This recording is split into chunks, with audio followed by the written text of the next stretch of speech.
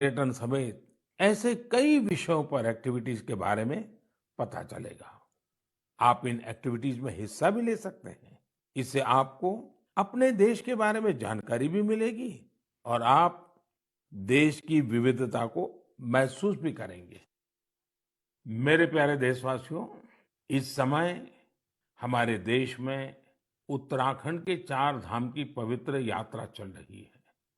चार धाम और खासकर केदारनाथ में हर दिन हजारों की संख्या में श्रद्धालु वहां पहुंच रहे हैं।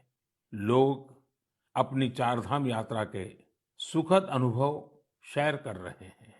लेकिन मैंने ये भी देखा कि श्रद्धालु केदारनाथ में कुछ यात्रियों द्वारा फैलाई जा रही गंदगी की वजह से बहुत दुखी भी है। सोशल मीडिया पर भी कई लोगों ने अपनी बात रखी है। हम पवित्र यात्रा में जाएं और वहां गंदगी का ढेर हो, ये ठीक नहीं। लेकिन साथियों, इन शिकायतों के बीच कई अच्छी तस्वीरें भी देखने को मिल रही हैं। जहां श्रद्धा है, वहां सृजन और सकारात्मकता भी है। कई श्रद्धालु ऐसे भी हैं जो बाबा केदार के धाम में दर्शन पूजन के साथ साथ स्वच्छता की साधना भी कर रहे हैं। कोई अपने ठहरने के स्थान के पास सफाई कर रहा है, तो कोई यात्रा मार्ग से कूड़ा कचरा साफ कर रहा है। स्वच्छ भारत अभियान की टीम के साथ मिलकर कई संस्थाएं और स्वयंसेवी संगठन भी वहां काम कर रहे हैं।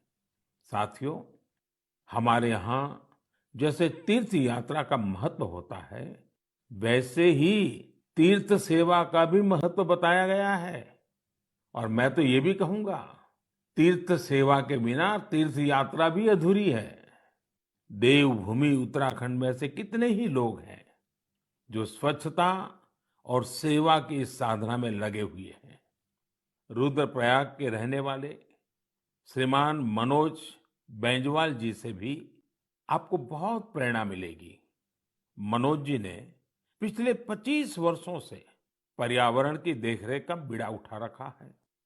वो स्वच्छता की मुहिम चलाने के साथ ही पवित्र स्थलों को प्लास्टिक मुक्त करने में भी जुटे रहते हैं। वहीं गुप्त काशी में रहने वाले सुरेंद्र बगवाड़ी जी ने भी स्वच्छता को अपना जीवन मंत्र बना लिया है। वो गुप्त काशी में नियमित रूप से सफाई कार्यक्रम चलाते हैं और मुझे पता चला है कि इस अभियान का नाम भी उन्होंने मन की बात रख लिया है। ऐसे ही देवर गांव की चंपा देवी जी पिछले 3 साल से अपने गांव की महिलाओं को कूड़ा प्रबंधन यानी वेस्ट मैनेजमेंट सिखा रही है। चंपा जी ने सैकड़ों पेड़ भी लगाए हैं और उन्होंने अपने परिश्रम से एक हरा भरा वन तैयार कर दिया है। साथियों, ऐसे ही लोगों के प्रयासों से देवभूमि और तीर्थों की वो दैवीय अनुभूति बनी हुई है, जिसे अनुभव करने के लिए हम वहां जाते हैं। इस देवत्व और आध्यात्मिकता को बनाए रखने की जिम्मेदारी हमारी भी तो है। अभी हमारे देश में चार धाम यात्रा के साथ साथ आने वाले समय में अमरनाथ यात्रा, पंढरपुर यात्रा और जगन्नाथ यात्रा जैसी कई यात्राएं होगी। सावन मास में तो शायद हर गांव में कोई न कोई मेला लगता है। साथियों, हम जहां कहीं भी जाए, इन तीर्थ क्षेत्रों की गरिमा बनी रहे, सुचिता, साफ सफाई, एक पवित्र वातावरण, हमें इसे कभी नहीं भूलना है। उसे जरूर बनाए रखें। और इसलिए जरूरी है कि हम स्वच्छता के संकल्प को याद रखें। कुछ दिन बाद ही 5 जून को विश्व पर्यावरण दिवस के रूप में मनाता है। पर्यावरण को लेकर हमें अपने आसपास की सकारात्मक अभियान चलानी चाहिए और ये निरंतर करने वाला काम है। आप इस बार सबको साथ जोड़कर स्वच्छता और वृक्षारोपण के लिए कुछ प्रयास जरूर करें। आप खुद भी पेड़ लगाइए और दूसरों को भी प्रेरित करिए। मेरे प्यारे देशवासियों, अगले महीने 21 जून को हम 8वां अंतर्राष्ट्रीय योग दिवस मनाने वाले हैं। इस बार योग दिवस की थीम है योगा फॉर ह्यूमैनिटी। मैं आप सभी से योग दिवस को बहुत ही उत्साह के साथ मनाने का आग्रह करूंगा। हाँ, कोरोना से जुड़ी जरूरी सावधानियां भी बरतें। वैसे अब तो पूरी दुनिया में कोरोना को लेकर हालात पहले से कुछ बेहतर लग रहे हैं। अधिक से अधिक वैक्सीनेशन कवरेज की वजह से अब लोग पहले से कहीं ज्यादा बाहर भी निकल रहे हैं।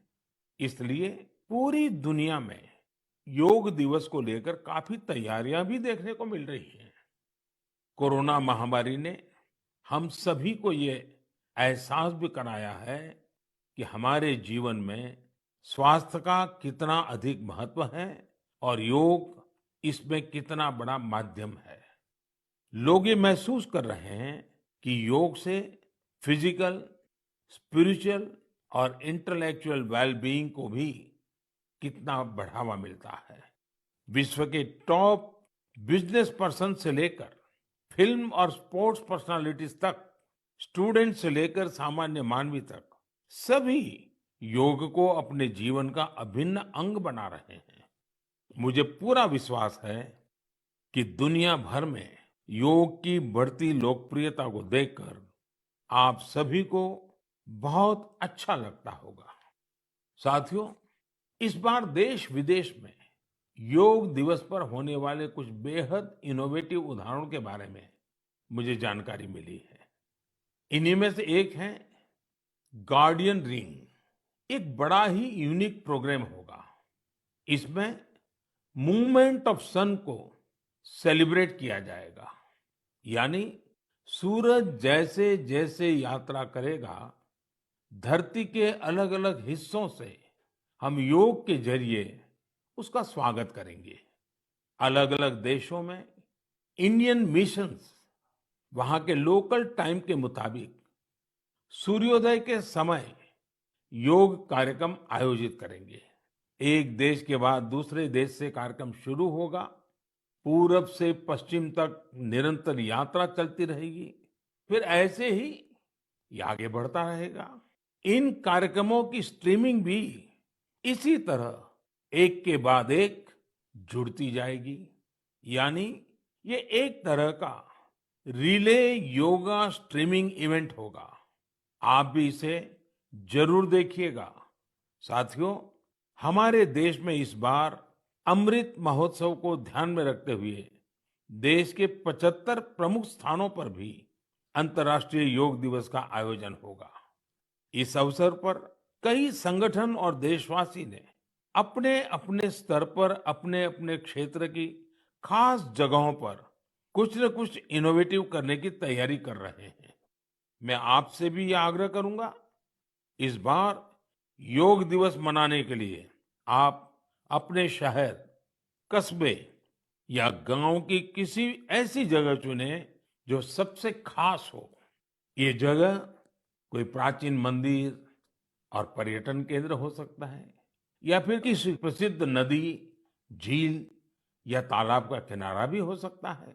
इससे योग के साथ साथ आपके क्षेत्र की पहचान भी बढ़ेगी और पर्यटन को भी बढ़ावा मिलेगा। इस समय योग दिवस को लेकर 100 डे काउंटडाउन भी जारी है। या यूं कहें कि निजी और सामाजिक प्रयासों से जुड़े कार्यक्रम 3 महीने पहले ही शुरू हो चुके हैं।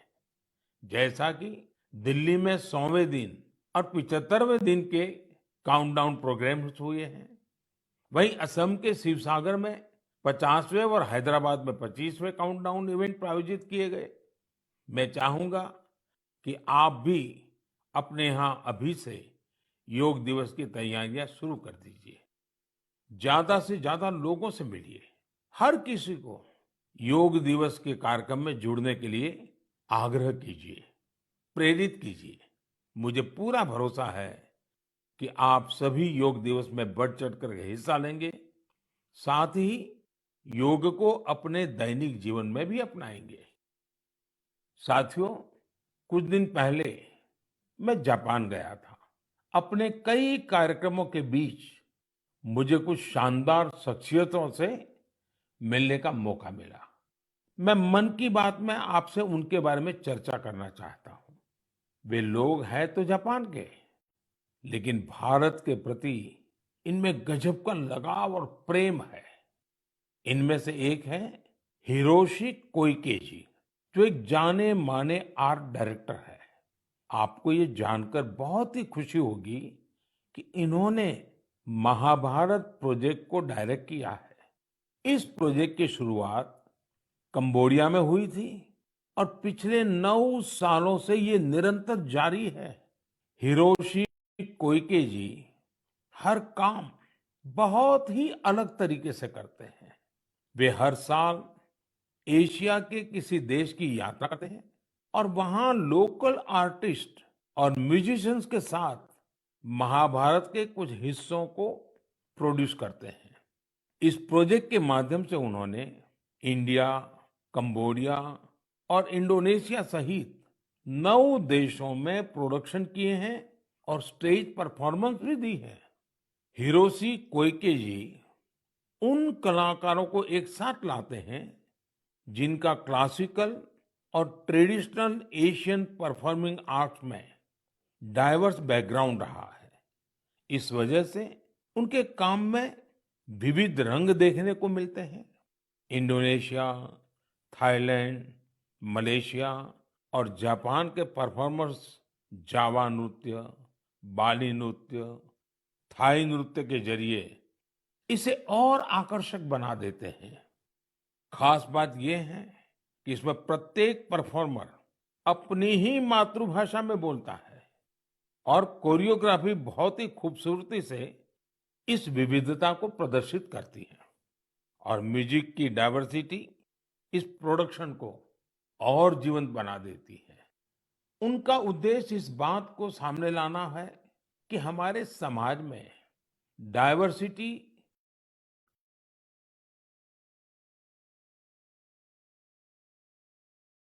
और कोएक्स का महत्व और शांति का रूप वास्तव में कैसा होना चाहिए। इनके अलावा मैं जापान में जिन अन्य 2 लोगों से मिला वे हैं आत्सुशी मात्सुओ जी और केंजी योशी जी। ये दोनों ही टेम प्रोडक्शन कंपनी से जुड़े हैं। इस कंपनी का संबंध रामायण की उस जापानीज एनिमेशन फिल्म से है जो 1993 में रिलीज हुई थी। यह प्रोजेक्ट जापान के बहुत ही मशहूर फिल्म डायरेक्टर युगो साकोजी से जुड़ा हुआ था। करीब 40 साल पहले 1983 में उन्हें पहली बार रामायण के बारे में पता चला था। रामायण उनके हृदय को छू गई, जिसके बाद उन्होंने इस पर गहराई से रिसर्च शुरू कर दी। इतना ही नहीं, उन्होंने जापानी भाषा में रामायण के 10 वर्जन्स पढ़ डाले और वो इतने पर ही नहीं रुके, वे इसे एनिमेशन में भी उतारना चाहते थे। इसमें इंडियन एनिमेटर्स ने भी उनकी काफी मदद की। उन्हें फिल्म में दिखाए गए भारतीय रीति रिवाजों और परंपराओं के बारे में गाइड किया गया। उन्हें बताया गया कि भारत में लोग धोती कैसे पहनते हैं, साड़ी कैसे पहनते हैं, बाल कैसे बनाते हैं, बच्चे परिवार के अंदर एक दूसरे का मान सम्मान कैसे करते हैं, आशीर्वाद की परंपरा क्या होती है, प्रातः उठ करके अपने घर के जो सीनियर है उनको प्रणाम करना, उनके आशीर्वाद लेना, ये सारी बातें अब 30 सालों के बाद यह एनिमेशन फिल्म फिर से 4K में रीमास्टर की जा रही है। इस प्रोजेक्ट के जल्द ही पूरा होने की संभावना है। हमसे हजारों किलोमीटर दूर जापान में बैठे लोग जो न हमारी भाषा जानते हैं, जो न हमारी परंपराओं के बारे में उतना जानते हैं, उनका हमारी संस्कृति के लिए समर्पण, ये श्रद्धा, ये आदर बहुत ही प्रशंसनीय है। कौन हिंदुस्तानी इस पर गर्व नहीं करेगा। मेरे प्यारे देशवासियों, स्व से ऊपर उठकर समाज की सेवा का मंत्र, सेल्फ फॉर सोसाइटी का मंत्र हमारे संस्कारों का हिस्सा है। हमारे देश में अनगिनत लोग इस मंत्र को अपना जीवन ध्येय बनाए हुए हैं। मुझे आंध्र प्रदेश में मरकापुरम में रहने वाले एक साथी राम भूपाल रेड्डी जी के बारे में जानकारी मिली। आप जानकर हैरान रह जाएंगे कि राम भूपाल रेड्डी जी ने रिटायरमेंट के बाद मिलने वाली अपनी सारी कमाई बेटियों की शिक्षा के लिए दान कर दी है। उन्होंने करीब करीब 100 बेटियों के लिए सुकन्या समृद्धि योजना के तहत खाते खुलवाए और उसमें अपने 25 लाख से ज्यादा रुपए जमा करवा दिए। ऐसे ही सेवा का एक और उदाहरण यूपी में आगरा के कचौरे गांव का है। काफी साल से इस गांव में मीठे पानी की किल्लत थी। इस बीच गांव के एक किसान कुंवर सिंह को गांव से 6-7 किलोमीटर दूर अपने खेत में मीठा पानी मिल गया। ये उनके लिए बहुत खुशी की बात थी। उन्होंने सोचा, क्यों न इस पानी से बाकी सभी गांववासियों की भी सेवा की जाए। लेकिन खेत से गांव तक पानी ले जाने के लिए 30-32 लाख रुपए चाहिए थे। कुछ समय बाद कुंवर सिंह के छोटे भाई श्याम सिंह सेना से रिटायर होकर गांव आए तो उन्हें ये बात पता चली। उन्होंने रिटायरमेंट पर मिली अपनी सारी धनराशि इस काम के लिए सौंप दी और खेत से गांव तक पाइपलाइन बिछाकर गांव वालों के लिए मीठा पानी पहुंचाया। अगर लगन हो, अपने कर्तव्यों के प्रति गंभीरता हो, तो एक व्यक्ति भी कैसे पूरे समाज का भविष्य बदल सकता है, ये प्रयास इसकी बड़ी प्रेरणा है। हम कर्तव्य पथ पर चलते हुए ही समाज को सशक्त कर सकते हैं, देश को सशक्त कर सकते हैं। आजादी के इस अमृत महोत्सव में यही हमारा संकल्प होना चाहिए और यही हमारी साधना भी होनी चाहिए, और जिसका एक ही मार्ग है, कर्तव्य, कर्तव्य और कर्तव्य। मेरे प्यारे देशवासियों, आज मन की बात में हमने समाज से जुड़े कई महत्वपूर्ण विषयों पर चर्चा की। आप सब अलग अलग विषयों से जुड़े महत्वपूर्ण सुझाव मुझे भेजते हैं और उन्हीं के आधार पर हमारी चर्चा आगे बढ़ती है।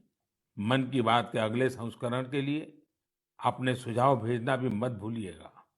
इस समय आजादी के अमृत महोत्सव से जुड़े जो कार्यक्रम चल रहे हैं, जिन आयोजन में आप शामिल हो रहे हैं, उनके बारे में भी मुझे जरूर बताइए। नमो ऐप और माय गॉव पर मुझे आपके सुझावों का इंतजार रहेगा। अगली बार हम एक बार फिर मिलेंगे, फिर से देशवासियों से जुड़े ऐसे ही विषयों पर बातें करेंगे। आप अपना ख्याल रखिए और अपने आसपास सभी जीव जंतुओं का भी ख्याल रखिए। गर्मियों के इस मौसम में आप पशु पक्षियों के लिए खाना पानी देने का अपना मानवीय दायित्व भी निभाते रहें, ये जरूर याद रखिएगा। तब तक के लिए बहुत बहुत धन्यवाद। मन की बात को आपने सुना, 89वां एपिसोड रहा प्रधानमंत्री मोदी के मन की बात का। मन की बात में प्रधानमंत्री ने तमाम अलग अलग बिंदुओं पर बात करी है। प्रधानमंत्री ने मन की बात के इस एपिसोड में अपनी जापान यात्रा का भी जिक्र किया। जापान के लोग जिस तरीके से भारत की संस्कृति से जुड़े हुए हैं, उसके बारे में भी प्रधानमंत्री मोदी बोलते हुए दिखाई दिए। इसके अलावा प्रधानमंत्री ने चारधाम यात्रा के बारे में भी बात करी। चारधाम यात्रा में खासतौर से केदारनाथ में जो गंदगी फैल रही है, वहां पर लगातार तमाम श्रद्धालु पहुंच रहे हैं, उस गंदगी को जो साफ कर रहे हैं, उनके बारे में प्रधानमंत्री मोदी बोलते हुए दिखाई दिए। इसके अलावा प्रधानमंत्री नरेंद्र मोदी ने